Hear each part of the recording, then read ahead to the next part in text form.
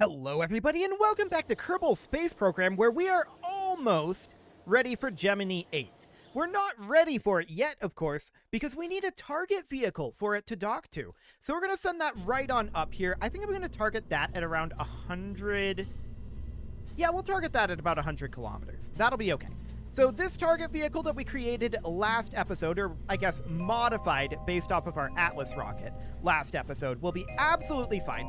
We're going to launch this guy straight on up. It's a little unfortunate that we didn't have quite the adapter that we were looking for, so we have it bowing out and then coming back. It's not ideal up in the spacecraft, but a lot about this series has been not ideal in the parts department.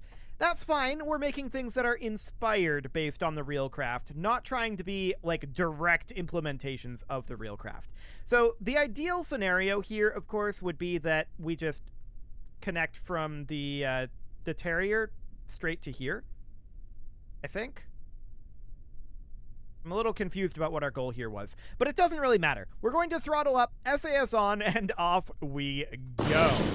We know that this thing is incredibly aerodynamically stable. Of course, we need to go up more than we did with our previous flight because that was an aerodynamic test. We're not going to be detaching these stages. They never actually detach here. And that's absolutely fine. So up we go, and this fuel, of course, is being burned out as well. We're currently at about 200 meters per second. We picked up a bit of a roll, so I'm fixing that. And let's just start making our way on over. We need to get a fair amount of vertical speed first, of course. So that's reasonably fine. We're definitely getting a bit of rolling here that I'm having to correct for. But that's not the end of the world. We can handle that. We don't have any ability to lock to prograde or anything. We'll have to do all of that manually for the time being. And like I said, we're going to be targeting an apoapsis of somewhere around 100 kilometers, I think. And then we'll go up to like 150 with the Gemini, and we'll come down to this particular vehicle. We went up before, but that was slightly problematic because of dipping into the atmosphere, so we're not going to do that just now. We're going to continue to punch through this atmosphere as best we can. We've got a bunch of horizontal speed building up here, but we need more vertical speed as well. But we're getting vertical speed by building horizontal speed, because of course Kerbal is a sphere. Okay, I don't necessarily love this situation. But we're going to be entering a coast phase soon. That's 100 kilometers. So we're now coasting, so we're not going to be building up additional heat here in theory. And we are indeed coasting. Fantastic. So we're going to continue to... Actually, we're going to need to probably boost this up ever so slightly. That'll do. And now at this apoapsis, we're going to just circularize our orbit here. We need to get our docking maneuver completed, of course. So we're going to slowly rotate our way on over. We should probably consider extending our antenna fairly soon as well. But we're not in space just yet. So we're just going to slowly rotate our way on over to the maneuver node here. We definitely built up a lot of speed there. No doubt about that.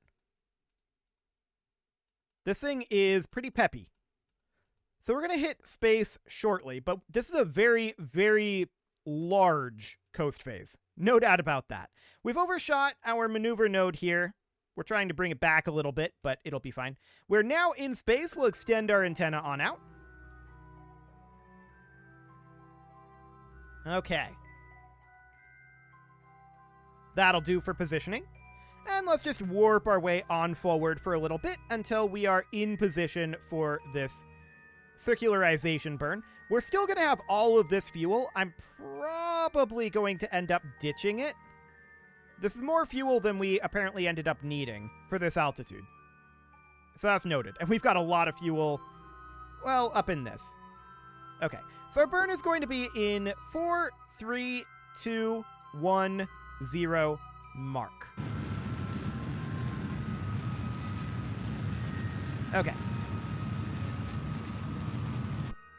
That'll do. 110 by 100 is good enough. So I'm going to ditch the remaining fuel here. We do not need it. And we do not need to be close to this, right? So this can actually be untracked, and we probably should do that. We'll just leave this guy in orbit, and let's hop on back to the Space Center. We can untrack that debris. It's going to remain in orbit. I mean, eventually it would, in reality, decay, because turns out the surface of Kerbal is not perfectly flat. So differential gravity, and as well, there should be some amount of drag at that altitude still, but that's not modeled in KSP. So eventually that would come back down in that orbit. But for right now, we want to show debris. There we go. So I'm going to get rid of any of this debris that we have here right now. We'll just clean all of this up. The only flights we need to have going right now is still Sputnik 1 and the Agena target vehicle. So that'll be fine. We'll get rid of all of this debris. There we go. Now, I want to point out that they didn't actually fire the spacecraft engines on the Agena target vehicle until, when was that? Gemini 11, I believe? Yes, that is accurate. So they didn't actually do that until Gemini 11. So I guess we're reasonably accurate on that front. Let's hop out of the facility here, and we are, of course, going to get ourselves Gemini VIII flying. So let's get loaded in here. Eventually. Maybe? Wow, that was slower than normal. So we're going to load into the VAB now. And let's get ourselves Gemini VIII. So we're going to open up the Gemini VII rocket. We're simply going to rename this Gemini VIII. We're not going to make any changes whatsoever to the rocket. And we're going to launch this bad boy. Although I'm going to combine these stages together. Just for convenience sake. Okay, now we're going to launch it. Phenomenal. So we're going to launch this up, I think, to about 150 is going to be our target altitude. Yeah, that should be fine. And then we'll use that to dock up. Yeah, I like it. So that'll be fine. We're going to need to dock these together, of course. And that does mean that we're going to have to do some awkwardness. Because we don't have any way to lock to particular docking areas, right? So it's going to have to be manually done, but that's fine. No big deal. I'm sure Jeb and Bill are on it. So off we go here.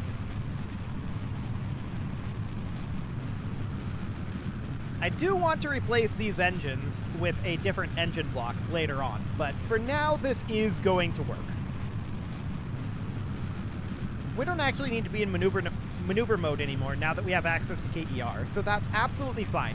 We have about a 3,000 kilometer apoapsis, 3,000 meter apoapsis, although now it's about 5,000, so that's good. We should definitely be gravity turning here. I'm a little late on that one. So we may want to be mildly aggressive on it, but not, like, tremendously aggressive. Let's hop into orbital mode here. And let's just make our way on over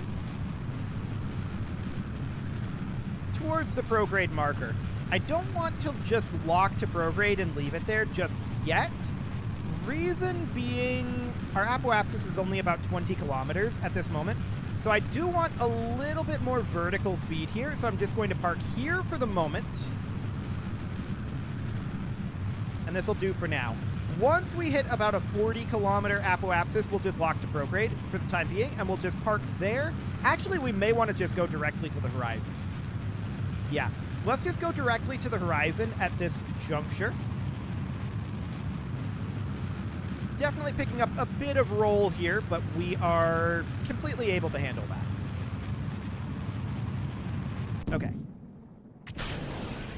Beautiful. Now, we know for a fact that the Titan rocket first stage is a little bit underpowered. So we need to continue to burn here for a while. But this is fine. We've got so much Delta V in this stage, it doesn't actually matter. So we're just going to burn here at the horizon until such a time as our apoapsis height is about 150. So we've got a ways to go on that, but it will, of course, start exponentially increasing. We can see our time to apoapsis is already, I believe, it's going down right now. Okay, that will change. That'll definitely change. So we're just going to continue to get ourselves some horizontal speed here. There we go. Just parking right on that horizon. And we're going to need a fair amount of this speed, which is fine. We've got 4,000 delta V here. No concerns whatsoever. Yeah, it's a little inefficient to be burning this engine in the atmosphere like this. Once we boost up our Titan vehicle in terms of its power a little bit, that'll be fine. As it is right now, it's definitely that first stage is underpowered. No doubt about that one. So we've got about, yeah, we're going up now in our time to apoapsis. So that's wonderful. And we're dipping up into space shortly. Well, our apoapsis is. We're not going to be in space for a bit yet, but that's fine. We've got plenty of delta V to do this. So just holding this attitude on the horizon here. 75 kilometer apoapsis height now. And that means that we're halfway there. Keep in mind, it's exponential. It's going to get a lot faster to push this up now that we're at orbital speeds. So that's great. Getting the orbital speeds was the difficult part. 100 kilometers. 120. 140. And a little further, 150. Beautiful. So there we are. We are in our target apoapsis height. And we're about to hit space here. Definitely a little inefficient to be burning this engine for that long in atmosphere, but it's okay. So at the apoapsis, we are, of course, going to... Oh, wow, we're already basically in orbit. Okay, so we're just going to encapsulate this orbit about like so. Beautiful, circularizing that on up. Looks great. Yeah, 90 meters per second to get us in orbit. And that'll happen. No doubt about that. We've got so much delta V for this. So we are then going to head on over to this position. There we go. And let's prepare for this burn. We're not really going to get any extra science out of this, sadly. I would very much like to get some... Well, we are going to get a little bit, actually. Because we're going to get the... we're going to get some messages here giving us some money and some science for docking up. So that's okay. No problem there. We're going to warp forward a little further, 30 seconds. It's not going to be much science, for the record. 3, 2, 1, 0, mark. Okay. Pushing up our periapsis here. That'll do. Beautiful. So now, of course, we need to set the Agena target vehicle as our target. And... what is going on here? Why did this create a maneuver?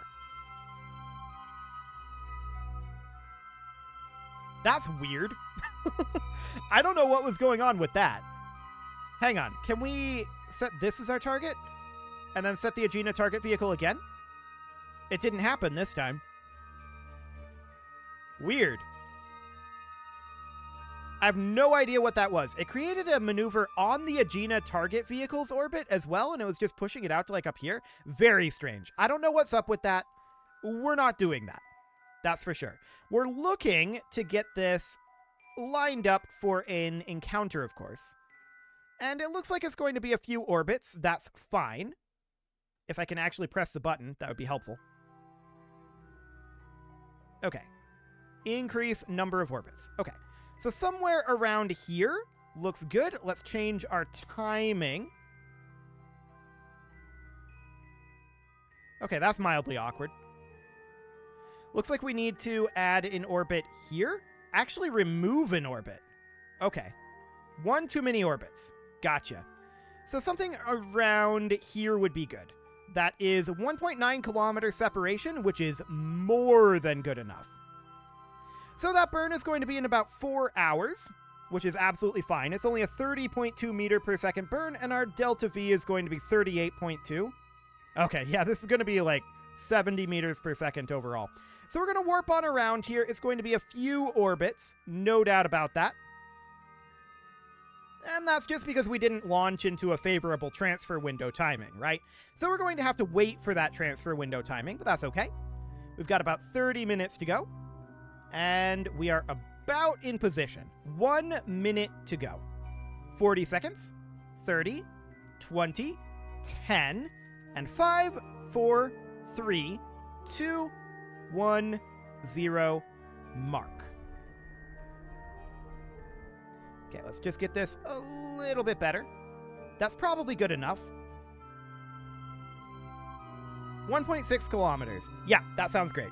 Okay, so we're going to warp to about the periapsis here. That'll be in about 16 minutes. And we can see that we should have our target underneath us here. Yep, there it is. About currently a few kilometers away. Where did it go? There it is. Okay. Let's go into target retrograde here. We're currently bypassing it. It's interesting. This is not very accurate. Okay, got it. That's fine. So we're going to cut our relative speed here. Let's bring that right on down. And then we're going to have to get a little closer.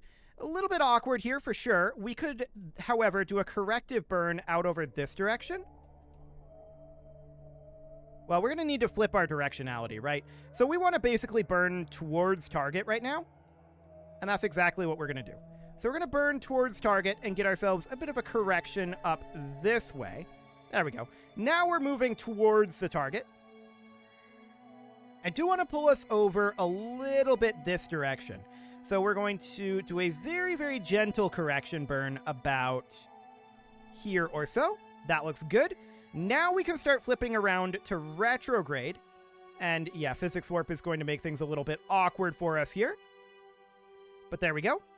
And we can be pointed retrograde and just regular warp our way in a bit. Cool. I want to turn on RCS.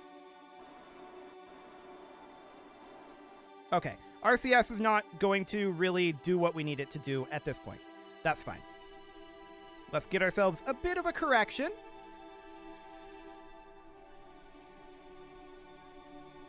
There we go. 5 meters per second now. And we should probably correct it over this way ever so gently. There we go. 4.5 meters per second. This is a parachute model? Wow, I'm dumb. I cannot believe that this is the parachute model. It would be, wouldn't it? Yeah, it would be the parachute model. So we can't actually do this then. Can we? No, we can't. Let's see.